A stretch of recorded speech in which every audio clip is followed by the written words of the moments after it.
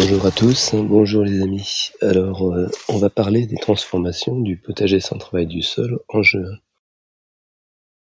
Et je vais commencer par cette planche-là qui est la planche, mon ancienne planche automne-hiver, hein, où j'avais des choux, des blettes, des salades et puis aussi de la luzerne, en 2 interrants de luzerne. Je vais vous expliquer un petit peu pourquoi j'avais fait ça. Et donc la luzerne et tout ce qu'il y avait sur cette planche a été coupé et ramené au sol. Et donc on voit ici, une dizaine de jours après, que finalement la luzerne, elle est repartie, elle est bien repartie là sur les interrants, très vigoureusement même. Puis bon, on a eu un petit peu de pluie ces 2 derniers jours et ça a permis un petit peu de relancer le système aussi. Alors entre-temps, j'ai également repiqué, comme on peut le voir ici, des petites betteraves rouges. Elles sont encore très petites, mais elles sont bien reprises dans l'ensemble. Bon, il peut y avoir une ou deux qui a été mangée, mais dans l'ensemble, c'est bien repris. Et puis, on voit aussi également des céleri raves. Puis à côté, j'ai également un petit rang de fenouil. Donc voilà, je continue donc cette expérience sur cette planche qui finalement se trouve complètement transformée. Après donc la période hiver, on passe donc maintenant à cette culture de betterave, céleri rave, un peu de fenouil, associé avec ce couvert permanent de luzerne sur ces 2 interrants. Et donc je viendrai. Alors l'intérêt de mettre ça en rang quand même, c'est que ça permet de venir couper assez facilement. Donc là, je ferai des coupes régulières de façon à ce que la luzerne, je l'espère, ne concurrence pas trop les autres légumes. Donc ça, c'est un peu l'expérience que j'avais commencé l'année dernière et que je vais poursuivre cette année maintenant que la luzerne est bien installée, que je vais pouvoir venir la couper régulièrement et l'utiliser donc en couvert permanent. Autre transformation au potager en juin, sur ma planche primeur où j'avais ici donc des salades. Avant j'avais des radis qui ont disparu. Maintenant j'ai effectivement des salades qui montent, des salades à couper, parce qu'en fait je les ai assez peu utilisées dans la mesure où j'en avais par ailleurs. Mais bon, elles sont encore, on peut encore les couper, il n'y a pas de souci. Et puis ensuite on voit les panais là qui ont commencé à pousser, qui vont continuer leur croissance. Et puis sur le bout du rang, sur l'autre moitié, j'ai également des carottes et puis quelques oignons qui finalement ont fini par ressortir. J'en ai une partie qui ont disparu sur ce début d'année, mais il y en a une partie qui a subsisté.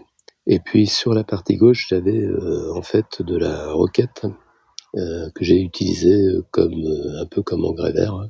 J'ai utilisé d'abord comme salade bien sûr, mais comme il y en avait beaucoup, je l'ai utilisé également comme engrais vert. Alors on voit j'avais repiqué dans le trou de la roquette, j'avais repiqué un petit peu de salade à couper également. Évidemment, comme la roquette avait pris elle avait pris une grande ampleur, bien les salades ont eu tendance à monter évidemment en cherchant la lumière.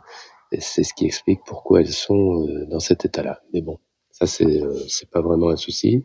J'ai au milieu de la roquette repiqué un rang de petites laitues, hein, qui sont pour l'instant bien, elles sont encore très très petites, mais bon, il y en a peut-être une partie qui disparaîtront également, mais je pense qu'il en restera suffisamment. Et puis j'ai des patates douces, hein, qui sont pas très encore bien parties, mais elles sont là à différents endroits et elles devraient venir maintenant occuper cet espace qui s'est libéré.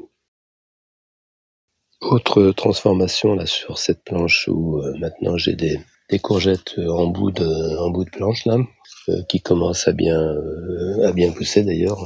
On devrait pas tarder à voir les premières courgettes apparaître.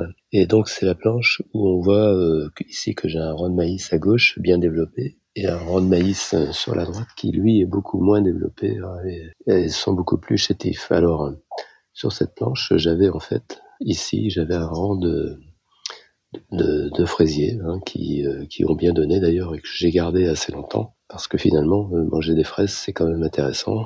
Et donc j'ai été jusqu'au bout de la récolte et je les ai coupés après. Et puis de l'autre côté de ce rang un peu chétif, hein, de maïs, il y avait également des pois mange-tout. Alors les pois mange-tout, on je les ai coupés également.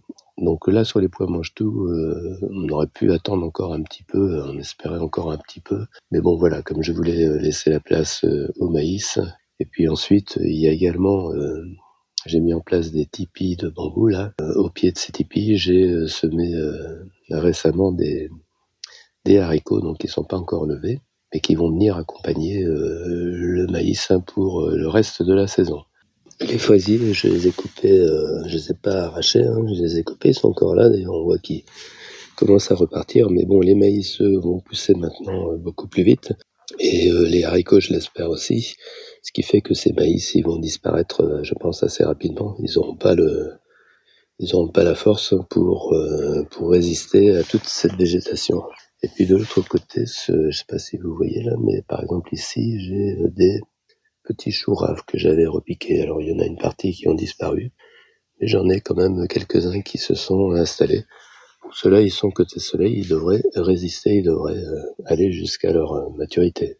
Donc sur cette planche, j'ai fait une rotation accélérée de différents légumes, puisqu'il y a eu les mange-tout, il y a eu les fraisiers, il y a maintenant les maïs, ces petits choux raves, et puis on attendra ensuite les haricots arabes qui vont venir compléter les cultures de cette année sur cette planche. Maintenant, sur la planche où j'ai mes pieds de tomates d'installer, on voit également au milieu qu'il y a un rang d'oignons. Et j'ai également des fraisiers que j'avais installés à l'automne qui sont maintenant en fleurs, donc on devrait en avoir un petit peu. Et puis, parce que ce sont des fraisiers remontants. Et puis j'avais aussi sur cette planche, j'avais pas mal de laitues là, qui maintenant ont été toutes consommées. Et donc maintenant, ça va être les tomates qui vont prendre là, une bonne partie de la place. Et puis les oignons, ils vont terminer leur cycle de culture. Et on espère quand même également avoir quelques fraises. Alors soit en début de saison, là il devrait y en avoir quelques-unes d'ici un mois. Et peut-être aussi à l'automne. Donc cette planche-là, je vous en parlerai par rapport à mes tomates. Mais pour l'instant, ça pousse. Donc voilà un petit peu ce que je voulais vous montrer sur des transformations assez accélérées, c'est-à-dire par rotation accélérée de culture dans un petit potager. Comment on peut faire se succéder comme ça, alors parfois en limitant un petit peu la fin de production sur certains légumes, par exemple sur mes mange-tout, sur mes fèves également que j'ai détruites alors que j'aurais pu les conserver encore un petit peu. Mais ça permet d'installer des légumes qui vont suivre. Donc c'est vrai que c'est un petit peu comme du tuning de potager pour que tout ça cohabite ensemble agréablement. Donc voilà cette petite vidéo qui se termine. Je vous dis à une prochaine vidéo. Portez-vous bien.